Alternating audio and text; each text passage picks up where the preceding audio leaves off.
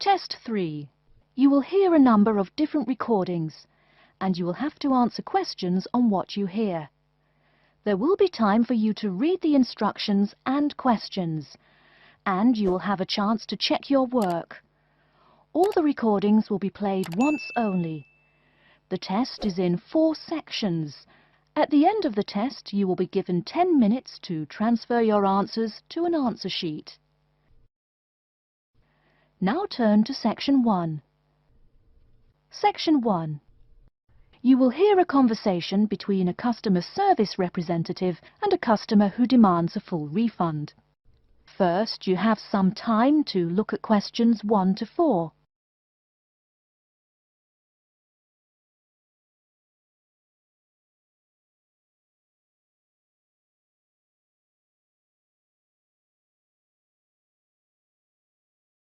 You will see that there is an example which has been done for you. On this occasion only, the conversation relating to this will be played first. Hello and welcome to Under Pressure Enterprises Customer Service Department. This is Kelly. How may I help you? Yes, I'm calling about one of your rice cookers I just purchased. The customer says that he is calling about one of the rice cookers he just purchased. So, rice cooker has been written in the space. Now we shall begin. You should answer the questions as you listen, because you will not hear the recording a second time. Listen carefully and answer questions 1 to 4. Hello and welcome to Under Pressure Enterprises Customer Service Department. This is Kelly. How may I help you? Yes, I'm calling about one of your rice cookers I just purchased. What seems to be the problem, sir? Seems? There's no seeming about it. The blasted thing shoots hot steam all over the place, that's what. It nearly scalded my hand when I went to open it. Why, it could have killed the cat or something. It could have exploded and killed my wife and me. Sir, please calm down. As long as the steam escapes the cooker, it won't explode. So you're telling me there's no problem? Are you calling me a liar? Sir, no one is calling you a liar. Yes, so I demand a full refund. Under Pressure will be happy to refund your money, sir. Now, I just need some basic information. Okay. Sorry, I do tend to get a little hot under the collar. My wife tells me to slow down. So, what do you need to know? Sir, don't worry. I just need to ask you the model number of the cooker. Where are my glasses? Here. Let's see.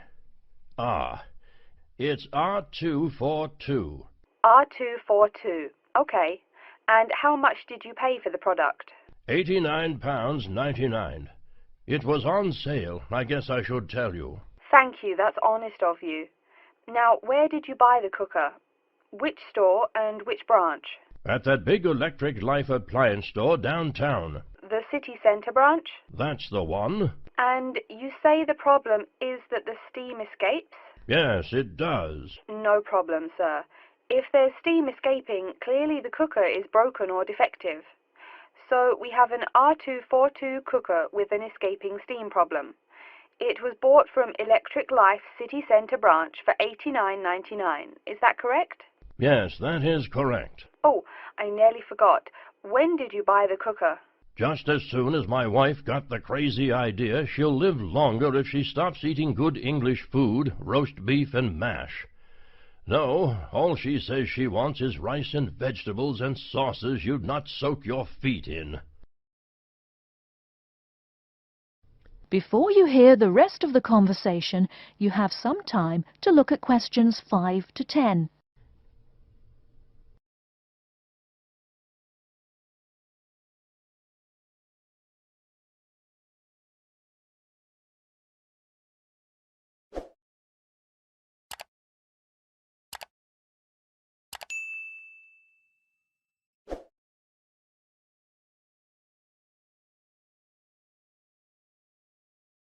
Now listen and answer questions 5 to 10. Sir, when did you buy it? Oh, there I go again. Let's see. We bought it just 6 months ago. We hardly use it either. But 6 months? Is that too long? I mean for the warranty? Very well, that's well within the warranty period. Now, what's your name and address? Name and address? What for? Sir, it is company policy. If you want your money, you must inform me. Money, you say? Oh, my name is Herbert Hewitt, and my address is 84 Park Road. Is that here in Coventry? Yes, the postal code is B0241DJ. But I don't think sending things in the mail is very secure or very efficient. I mean... Don't worry, Mr. Hewitt, don't worry. We can credit the money to your credit card. You do have one, don't you? Yes, that's how we paid for the cooker. Oh, yes. We still have the number on the computer. I only need to ask your card's expiry date. I'm afraid I never give that sort of information out. I mean, once you have that, anyone could go charging things and... Sir, I said your expiry date, not your card's password. Oh, yes. Foolish me. Of course, you didn't say password. Let's see. That will be April 2008. April 2008. Very well. Your card still has nearly 2 months left to go. We'll get that refund right to you, probably by 5 o'clock this evening. You had better. If I don't get my money... Wait. Yes, I know I'm losing my temper again. I really am sorry. I haven't had my medicine today. And, sir, just one more question for our records. How often do you go shopping at the city centre branch? Oh, well, it's hard to say. I suppose maybe once a month. But I can tell you this. If I don't get my refund, I'll never shop there again. Oh, I think it's time to start looking for another job. That is the end of section 1. You now have half a minute to check your answers.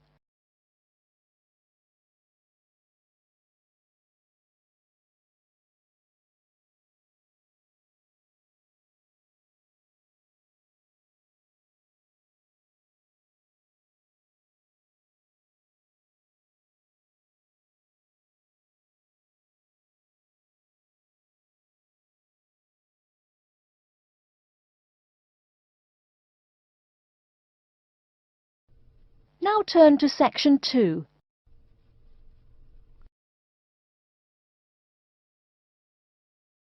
Section 2.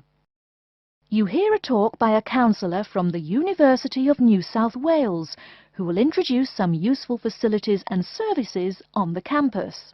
First, you have some time to look at questions 11 to 15.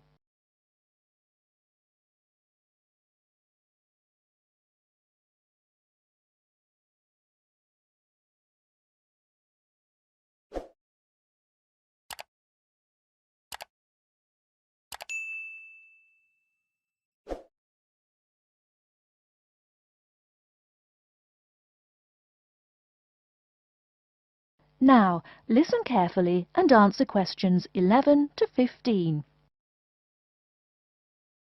Hello everyone, and welcome to the University of New South Wales. The first thing I'd like to do at today's orientation session is get you all oriented. That means tell you the location of some useful facilities and services. So, first of all, take out the maps we gave you all as you came in the door. The map is the big yellow sheet of paper. As you can see on the map, north is at the top, south at the bottom, etc. Which way is north? Well, look through that window on my left, your right. See the rising sun? That would have to be east. So north must be directly behind me. Now, we're at the campus main gate. The recreational facilities are on my right hand, and its opposite is the student centre. No questions? Good. Pretty easy, right? Okay. Did everyone eat breakfast at the student food service this morning? Was the food good? Yes, I am joking. I've eaten there too. So, after a meal like that, you must be eager to go to a doctor, right? Well, I have good news for you. The Student Health Centre is located about half a kilometre straight north of here. Look on your maps. You see the street on the east side of this building? Ned Kelly Avenue? Just follow that about 500 metres and the health center will be on your left at the 3rd cross street. Now, I know you all just got here, so you must be wondering how to tell your folks you've arrived safely, how much you miss the dog, and how you already need more money. If you don't have an iPhone, you probably are wondering where to find a computer. Well, I have good news. If you go straight out of its door and walk down the garden street, you'll see the internet unit on your left side, just next to the gym. The hours are posted on the door, and the computers are free, but you must bring your student ID card with you. Like I tell everyone, if you need help with anything, you can probably find right here in the Student Center. Do you see the 4 buildings there between the Student Center and the library? Those are the dormitories. The men's dorms are the 2 on the south, the women's the 2 on the north. Okay, I'm sorry to have to tell you, but the university has been doing a lot of repairs and remodeling, and it's not all done yet. So there may be some small problems with your dorm rooms. Maybe the window doesn't open. Maybe an air conditioner is missing or does not work. If there are any problems, you can go to the complaint office, which is right beside the teaching building between the Parker Street and the Crammer Street. Just tell them your problem, and they should have it fixed by the time you graduate in 4 years. I'm joking, but please be patient. There are a lot of little things they need to take care of. Tired of the school food? No? Give it a week. Or maybe you just need a place to get coffee in the wee hours of the night during one of those marathon study sessions. Either way, you definitely have to check out the little cafe just past the women's dormitories. They've got free Wi-Fi, so a lot of students saddle up with coffee and a bagel for hours on end to get work done. Before you hear the rest of the talk, you have some time to look at questions 16 to 20.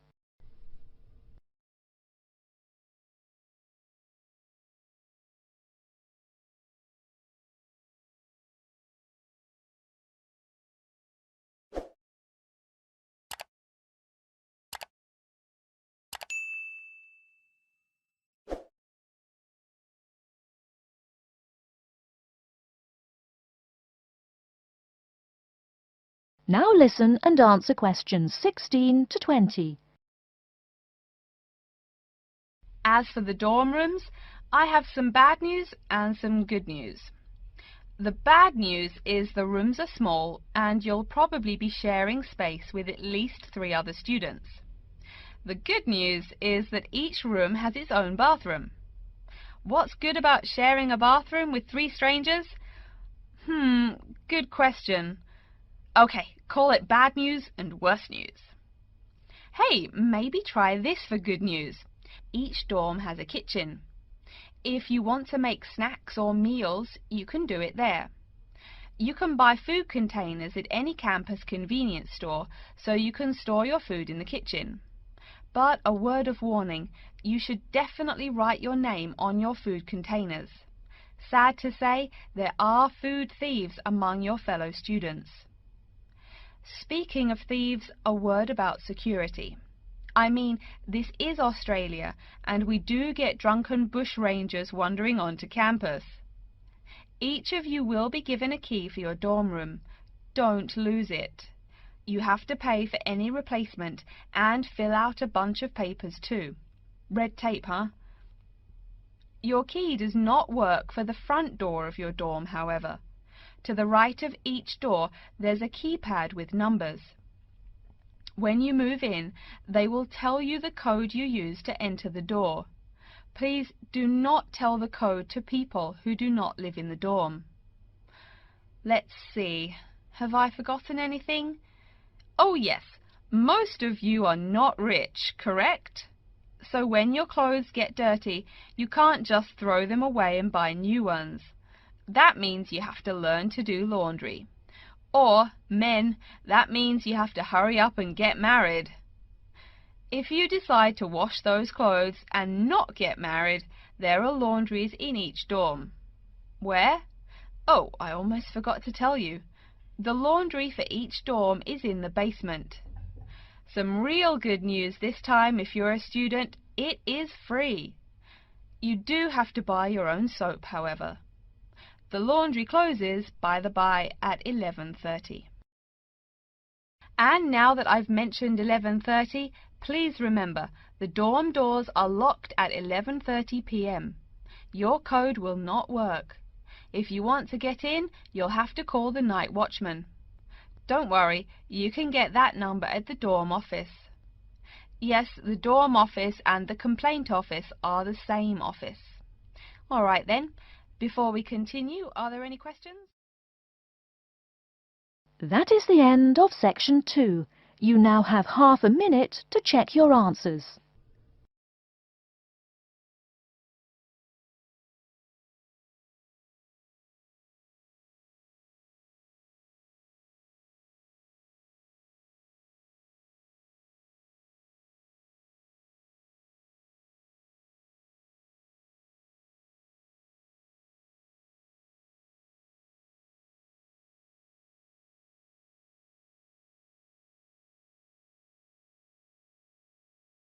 Now turn to section 3. Section 3. You will hear two students called Betty and Bruce talking to Professor Dundee about their own presentation. First, you have some time to look at questions 21 to 24.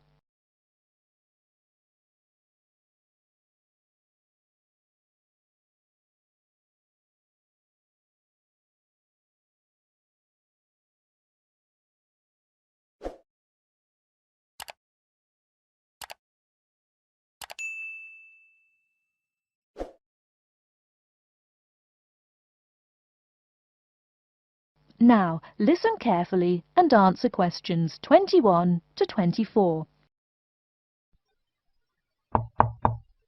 Come in. Professor Dundee, we're ready to make our presentation. Oh, yes. I did say 1 o'clock, didn't I? Please, sit down. So, who goes first? Bruce? Or you, Betty? I guess I could. Bruce is always a little shy. Not after he's had a lager for lunch, eh, Bruce? Ha ha! No, Betty really should go first. Okay, well, I'm reporting on the effects of different marketing strategies on the cheese and oil markets. Different strategies obviously affect the sales volume differently. I looked at the sales in 2 countries, New Zealand and Colombia.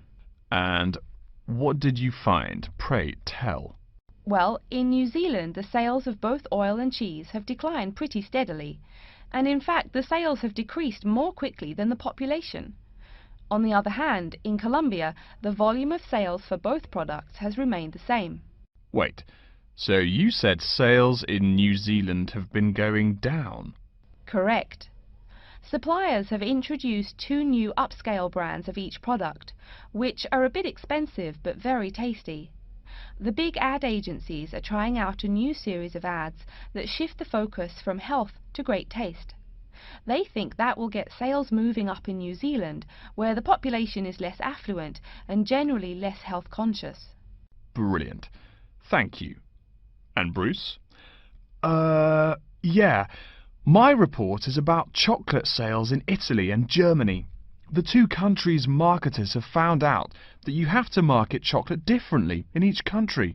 For example, in Italy, Kostig, the most expensive brand, pays shop owners to put the candy just about knee-high for an adult. I don't see. For little kids, that's about eye level. That bright red candy is the first one they see, so they buy it. Even better, they start telling their moms to buy it too. So, you mean... Well, I mean, in Italy, if you locate your product at the right location of shelves, sales do great. They say it doesn't matter much what brand of chocolate you're selling. As for Germany, das Land der Schokolade. Huh? That's German. It means the land of chocolate. Germans love the stuff, so people make a joke and call Germany that. Oh, right. So, you were saying? Well, like you pointed out, Germans love chocolate, but they're thrifty. For a long time, the biggest selling brand was Schmutzig, mostly because it was the second cheapest, but didn't taste too bad. Before you hear the rest of the talk, you have some time to look at questions 25 to 30.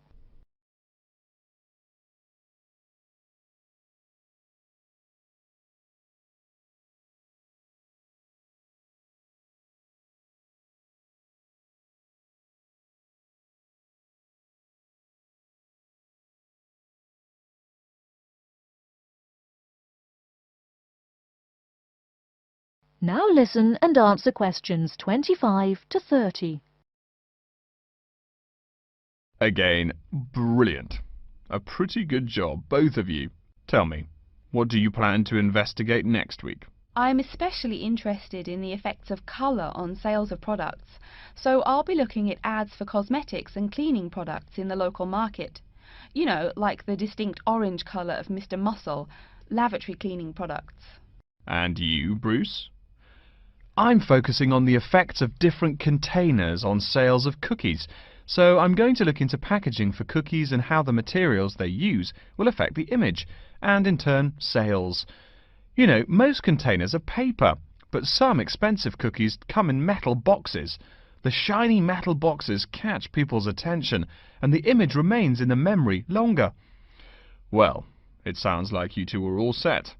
But as always in this course, I urge you both to pay much more attention to the advertisement extensions. That's often the key. All right? Any questions for me before you go? No, I think I'm all set. Thanks. Me too. Thanks, Professor Dundee. See you later. That is the end of section 3. You now have half a minute to check your answers.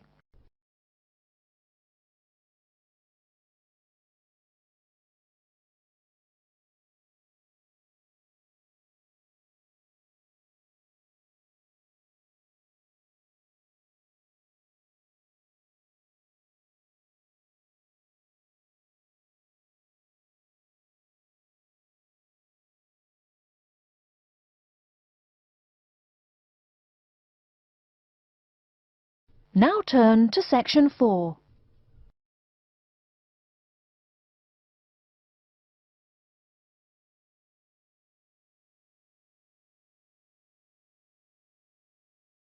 Section 4. You will hear an introduction of the exhibition named 2 Centuries of the Bike. First, you have some time to look at questions 31 to 40.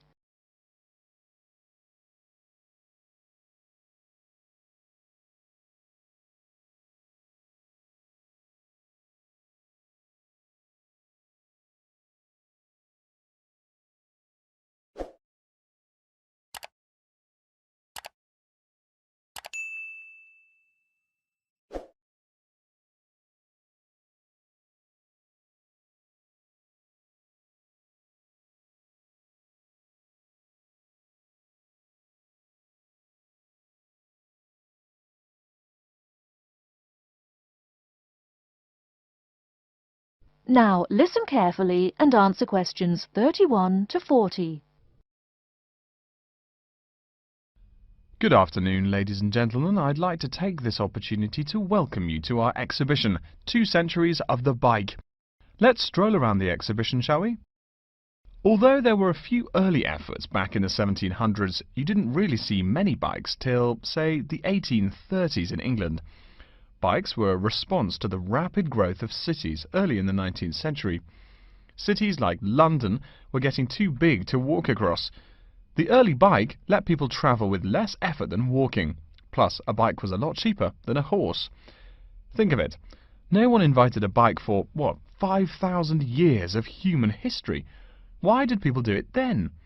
Probably because this was the start of the machine age. People wanted machines to do all the work.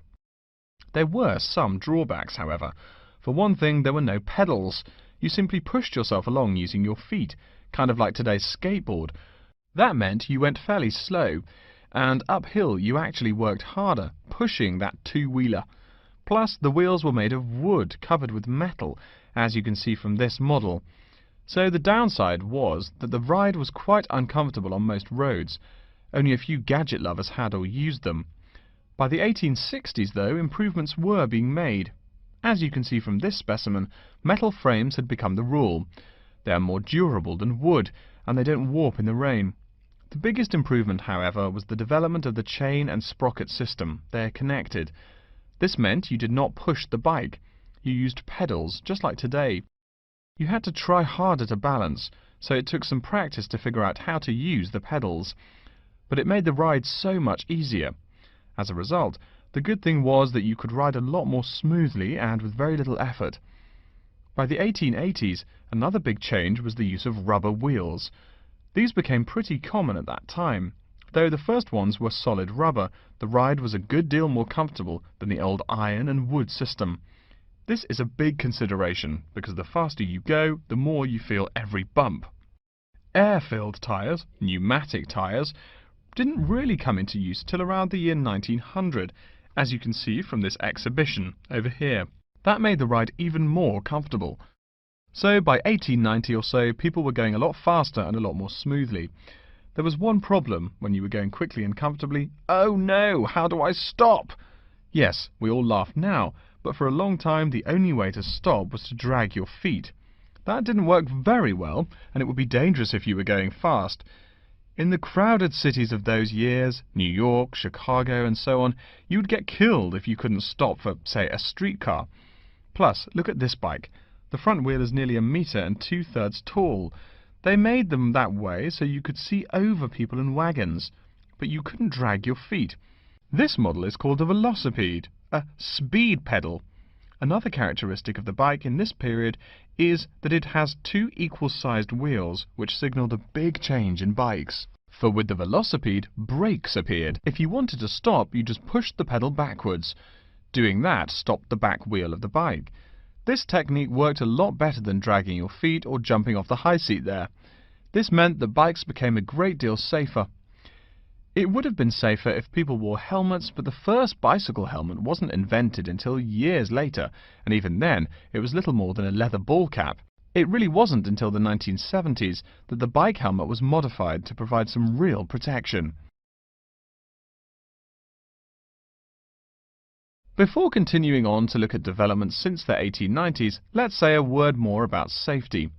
Everyone knows if you're going downhill, you can get going dangerously fast. To go more than 100 kilometers an hour isn't all that difficult. But even on level ground, it's easy to go too quickly. On a city street, today's bicycles can be ridden at a speed of over 40 miles an hour over a short distance. That's about 64 kilometers an hour. Remember, you're on a bike, not in a car. There's nothing to protect you. People are killed in single bicycle accidents every day, just from hitting the road. A good rule to remember is, if you're going faster than the cars, slow down. And please wear a helmet. Nearly 1/4 of the epilepsy cases come from head injuries in accidents on bikes and motorcycles. I don't mean to scare you, but safety is everyone's business. What? Now that's a good question. Why are today's bikes so much faster? Well, it's not just that today's athletes are faster. The answer is partly mechanical. If you look closely here at the back wheel, you'll see a number of gears. Changing gears is what makes those fast speeds possible. You can shift gears depending on the terrain and how hard you wish to pedal. So you can put it on a higher gear for downhill and a lower gear for uphill travel to make it easier to climb that slope. You'll notice this gear shifting mechanism is attached to the back wheel, and when the rider shifts on the handlebar gear shifter, the chain moves to the appropriate sprocket. And, speaking of changing gears, let's look over here at our Tour de France exhibit. That is the end of section 4. You now have half a minute to check your answers.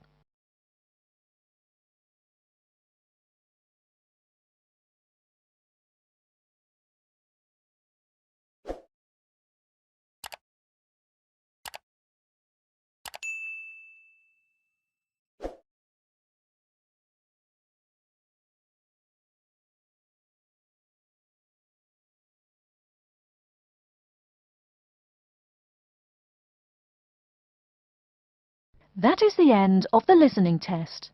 In the Ielts test, you will now have 10 minutes to transfer your answers to an answer sheet.